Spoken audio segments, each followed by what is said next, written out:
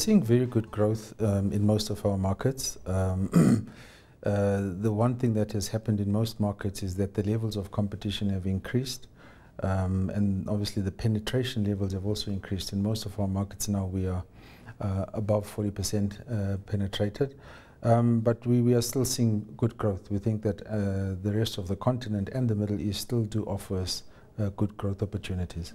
Let's take a look at Nigeria, because we know that there is immense growth potential there, but also immense competition.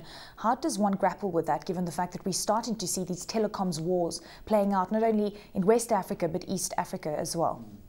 Look, I think it's a phase which the different markets are going through. With the increase in the number of competitors in these operations, obviously the different operations, the different operators have different, let's say, strategic objectives, you know, both from a financial and an operational point of view. So the key issue is, you know, how they are able to execute on their strategic objectives. So you will find operators that are willing to drastically reduce prices for whatever reason.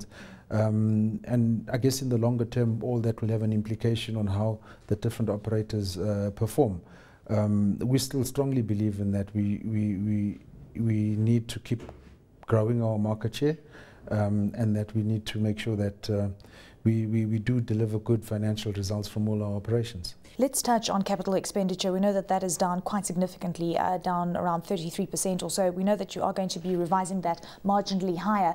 Taking a look at infrastructure rollout, especially when it comes to the South African scenario and the data needs of the consumers, because we know that that is where the real revenue growth is going to come from down the line. How much focus are you going to be focusing on the data side of things and infrastructure rollout with that? I mean, the infrastructure rollout in South Africa is primarily driven by the growth in data traffic, and for the next 2-3 years that will be an important part of the basis for the infrastructure rollout. It's important that we increase both the capacity and coverage, and then also be able to deliver high-speed services. So data services will remain an important part of the South African landscape. We know when it comes to RICA, we did see a very interesting trend playing out here, and many are still wondering about the actual impact that it's had. And when you actually look at the numbers, that most people actually went and RICA'd themselves, only around 200,000 or so seem to, of course, be offline now. Tell us about the impact of RICA down the line. Do you think it's going to have a significant impact on the overall trend? I don't think so. I think once, as we have seen, it just becomes the way of doing business. It will be accepted as, you know, in order to be able to have access to mobile telephony, you have to go through the RICA process.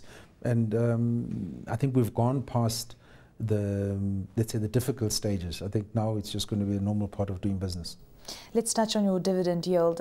Your interim dividend has increased quite substantially, and we know the annual dividend has increased 65% or so. Tell us where your dividend policy is going to be going on from here onwards. We know that you are sitting on quite a lot of cash, and we know that MTN in the past has been looking for some acquisitions, but it seems that right now that acquisitions are something that has been put on the back foot. Is that correct? Well, no, not necessarily put on the back foot. I think the important thing which was announced last year was that we're not necessarily seeking transformational type deals. We will continue looking for opportunities, those that easily bolt on to our existing portfolio, and that we will continue doing. So from a dividend point of view, the board has now increased the payout ratio to 65%, and that's what we promised last year, that we will continue to find ways to return cash to shareholders.